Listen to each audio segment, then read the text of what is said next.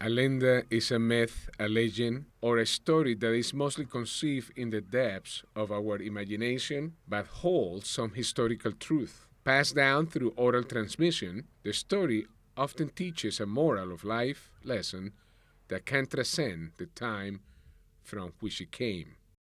In 1533, a small ship named La Concepcion was sent by King Charles of Spain to set up a colony on the coast of Brazil.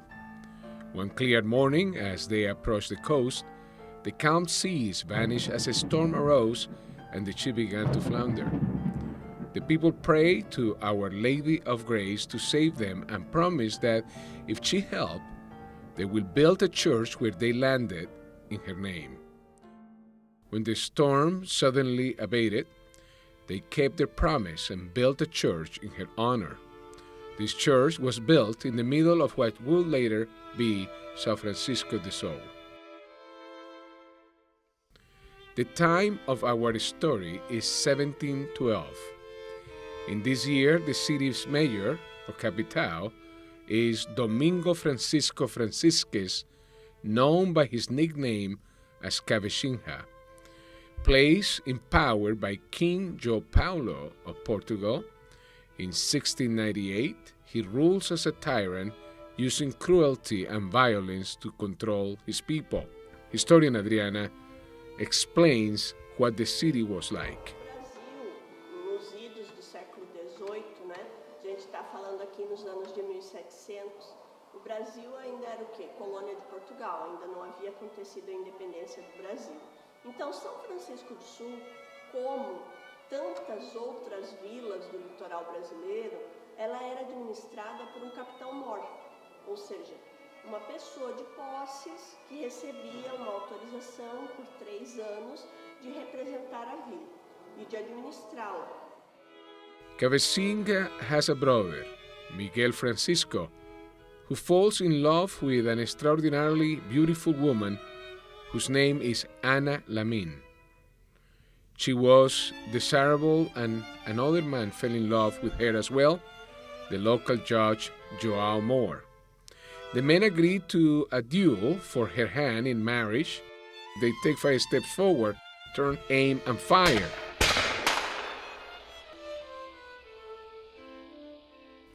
Both men die from their wounds.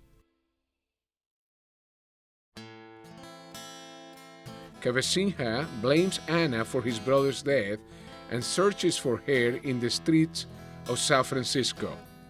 When he finds her, in a rage from his grief, he shoots her at close range with his arquebus. This gun ignites her clothing and she burns to death. Cavesson orders that no one help her as she burns alive and declares to the people that her body is to remain in the streets for the carriers to run over her and the animals to devour her. Anna is never buried. Soon after Anna's death, Cavesson's young son dies from a sudden illness.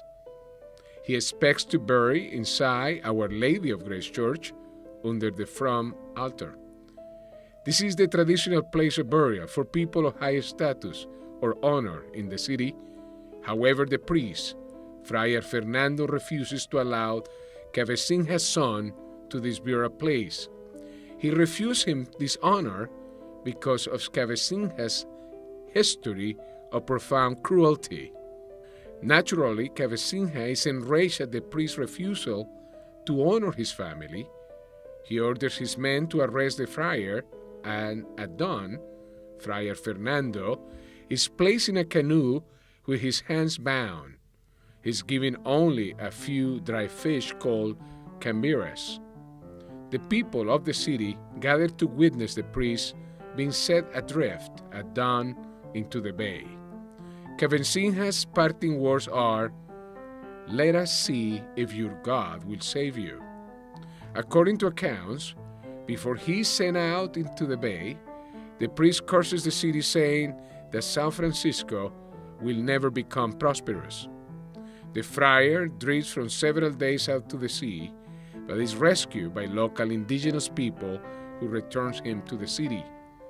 When the priest returns, he banishes Cavesson from Sao Francisco. Cavesson walks into the jungle, never to see again, where many believe he died. The curse of a priest was believed to have an enormous power, and the belief in it has affected the people of San Francisco over the centuries. Local history explains. Vamos supor que uma dupla ou alguém sozinho pegava e abria negócio. Abria secos e molhados, uma loja qualquer.